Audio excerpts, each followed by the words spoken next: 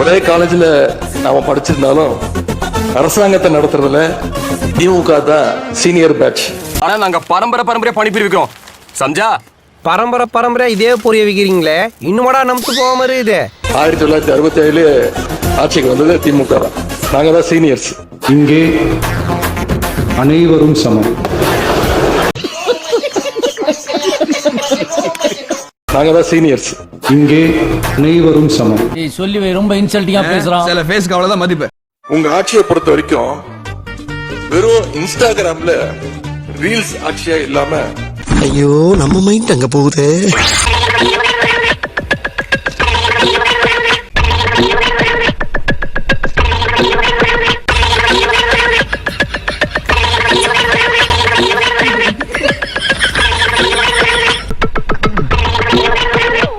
வெறும் இன்ஸ்டாகிராம்ல ரீல்ஸ் ஆட்சியா இல்லாம ரியல் ஆட்சியா நடத்துங்க.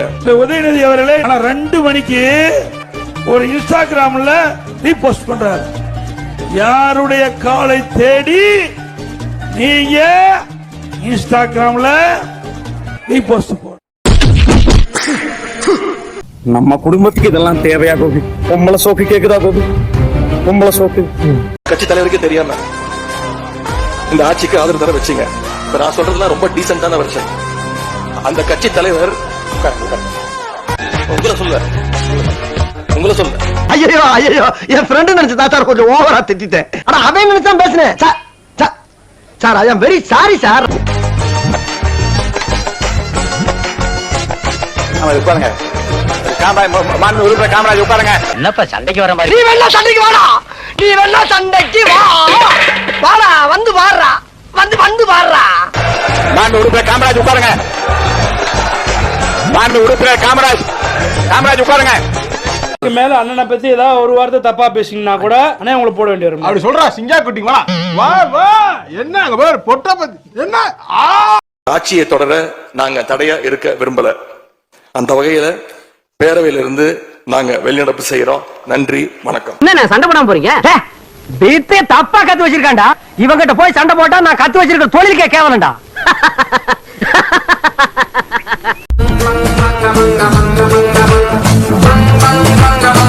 அண்ணே கடையை போட்டுட்டு அங்கிட்டு ஓடுறானே.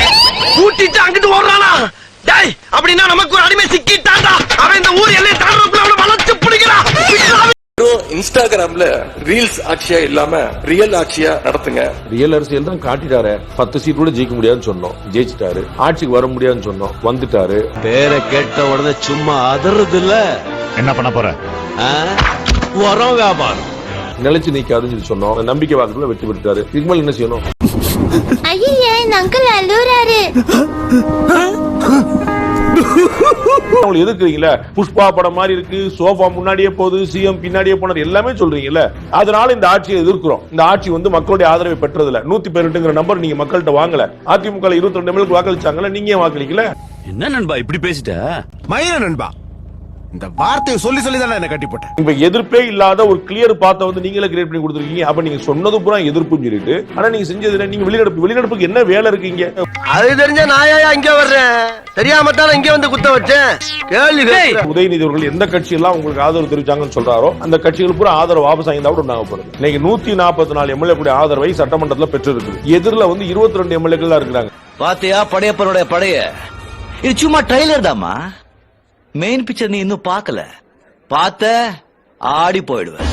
விஜயோடைய கை தான் ஓங்கின்னு தான் நான் நினைக்கிறேன். ஏன்னா அவர் எங்க ஆக்ட் பண்ணுமோ அங்க ஆக்ட் பண்ணி, எங்க ரியாக்ட் பண்ணுமோ அங்க பண்ணி, எங்க நம்பர்ஸை காட்டுமோ அங்க பண்ணி, எல்லா விதத்திலுமே சக்சஸ்ஃபுல்லா கொண்டு வந்திருக்கிறார் நினைக்கிறேன்.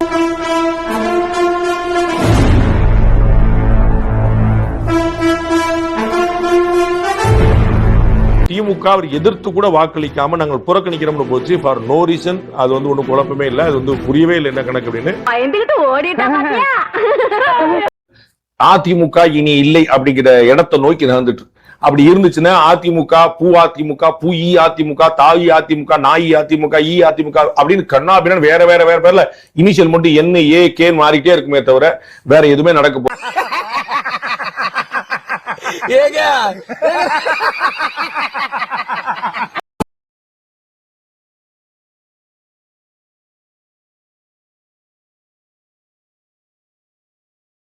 1 மணி நேரம் அசந்து தூங்கி விட்டாயாமே. கண் இருக்கும் எல்லோரும் தூங்கத்தான் செய்வார்கள். ஏதோ அலுப்பில் கொஞ்சம் அசந்திருப்பேன். அரசு அமைஞ்சிருக்கு, என்ன சொல்ல விரும்புறீங்க? புதிய அரசு அவ்வளவுதான். எந்த வருஷத்துக்கு கம்பெனி இதெல்லாம்? ஜாலியா பேசிக்கிட்டே வந்தீங்க. எந்த வருஷத்துக்கு கம்பெனி? தம்பி போங்க தம்பி, வேலையை போங்க. போங்கடா, கடுப்பேத்தாங்கடா, போங்கடா. போங்கடா, போங்கடா, அடிச்சுடா, போங்கடா. உதயநிதி அவர்கள் பேசும்போது குறிப்பிட்டிருந்தார் என்ன அப்படின்னா, நீங்க வேண்டுன்னு 1.25 கோடி மக்கள் உங்களுக்கு வாக்களிச்சிருக்காங்க, நீங்க வேணான்னு 3.5 கோடி பேர் வாக்கு போட்டிருக்காங்க. மீதம் இருக்கக்கூடிய சுமார் 3 கோடியே 21 லட்சம் பேர் நம்பிக்கை கோருகின்ற இந்த கட்சிக்கு, உங்க கட்சிக்கு எதிராக வாக்களிச்சிருக்கு. கிட்டத்தட்ட 65% மக்களால நிராகரிக்கப்பட்ட ஒரு ஆட்சி. இதுக்குதான் படிக்கடான்னு அடிச்சுக்கிட்டேன் பசங்கடா, அறுந்துகிட்ட முண்டங்கடா. நீங்க 35% வாக்குகள் தான் வாங்கியிருக்கீங்க. மெஜாரிட்டி மக்கள் உங்களை நிராகரிச்சிருக்காங்க. இது சொல்லும் போது அவருக்கு அரசியல்னா என்னன்னு புரியல, ஜனநாயகம்னா என்னன்னு தெரியல. 24 கட்சி கூட்டணியில் வாங்கின ஓட்டு வாங்கின விட அவர் கூட வாங்கியிருக்காருல்ல, அதை ஏற்றுக்கிற எண்ணம் இல்லைன்னா என்ன அர்த்தம்?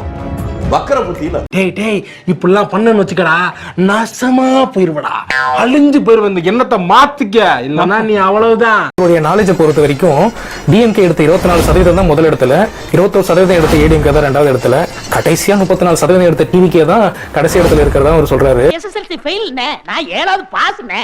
அடே பச்சளை புடிங்கி நான் SSLCடா. அடங்க, நான் 7வது பாஸ்ங்க, நீங்க எஸ்எஸ்எல்சி ஃபெயிலுங்க.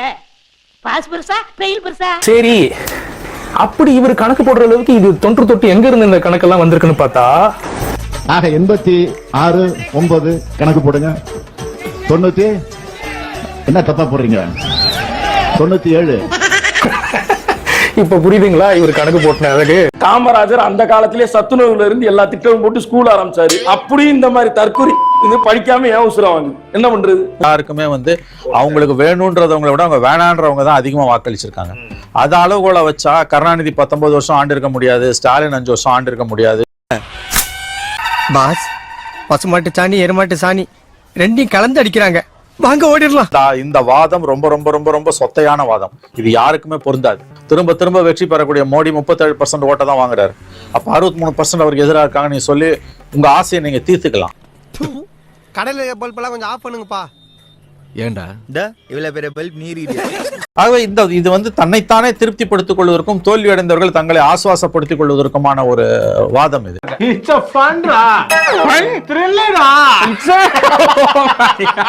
எல்லா திமுக என்ன சொல்றாங்க, நாங்க தான் அனுப்பிச்சு வச்சுறாங்க, எங்க தயவுல ஆட்சி, உங்க தயவுல ஆட்சி. நம்ம மெஜாரிட்டி இல்லைன்ற காரணத்துக்காக உங்க கூட இருக்கவங்களை அனுப்பிச்சு நீங்க ஆதரிக்க வேண்டிய நிர்பந்தம் உங்களுக்கு என்ன வந்தது?